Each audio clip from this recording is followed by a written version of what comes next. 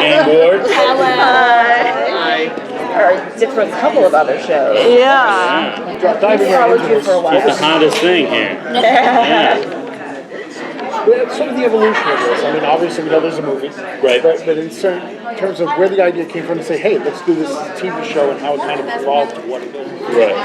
I mean, some of it's a wee bit boring. I mean, Jen and I were introduced to each other, and then you sort of have a range of projects that you either think of in your own mind, or that you know are that are available to be adapted, I guess. And so, just going through it, I remember having seen Frequency in 2000, right? That's when it came out.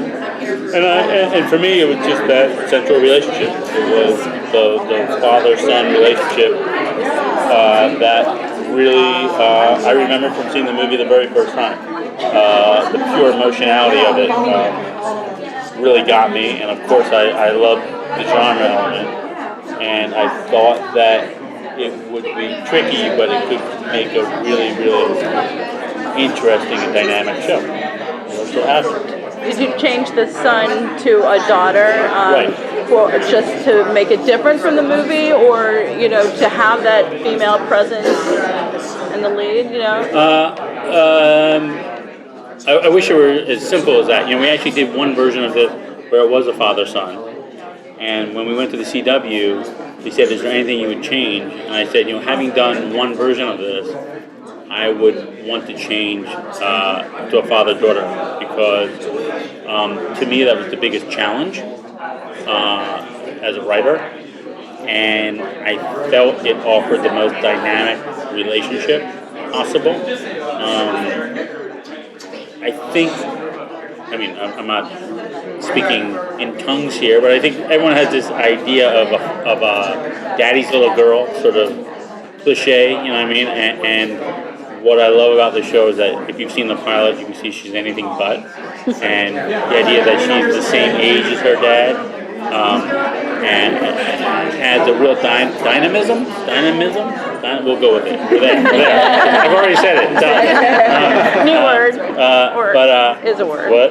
So, yeah, it's it. We're doing it. And so for me, it was very exciting to do that. How about the concept, though, taking it and turning it into a TV show? What was the thinking behind changing it, like butterfly effects, things like that? Right. So what went into all that? And sort of, I'm just trying to get a sense of where, besides them communicating through time, right, what else went into the thinking? How are you going to turn this into a TV show? Well, okay, so on the one hand, you have a family drama that, and if you've seen the pilot and you've seen the movie, you understand that the TV show characters are actually different than their movie characters. In the most basic sense, you have the father character isn't quite as straight-laced and choir boy as he is in the movie. There's a lot of mystery to this guy.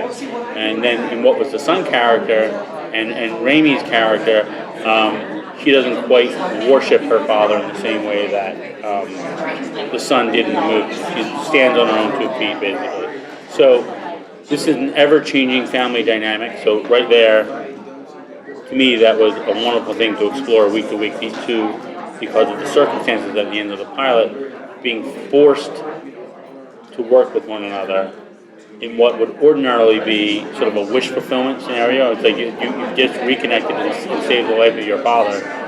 But there's a lot of crap they still got to work out with each other. So there's a lot of, I like that. It doesn't immediately turn into a buddy cop show where we're best buddies solving crime. There's a lot of resentment. There's a lot of residue of a lot of things.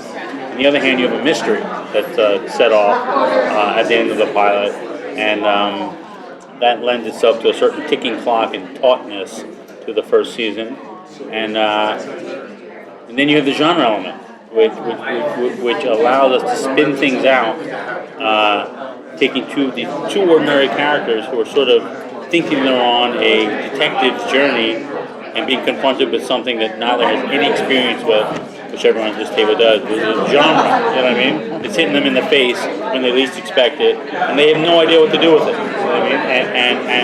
And I think that it's a very blue-collar approach to genre and family and crime that so far has been pretty exciting in the writers' room.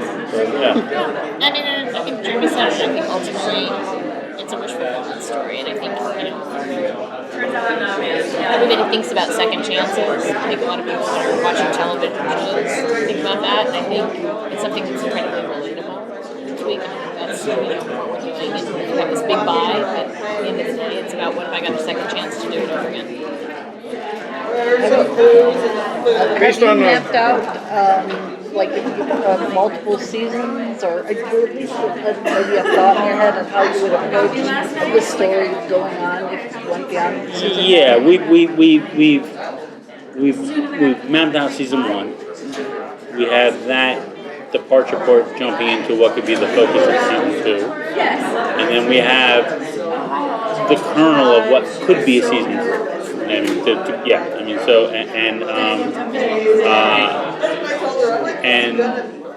so yeah, we have, that stuff can always change and always, but in terms of being up there and seeing it, we've got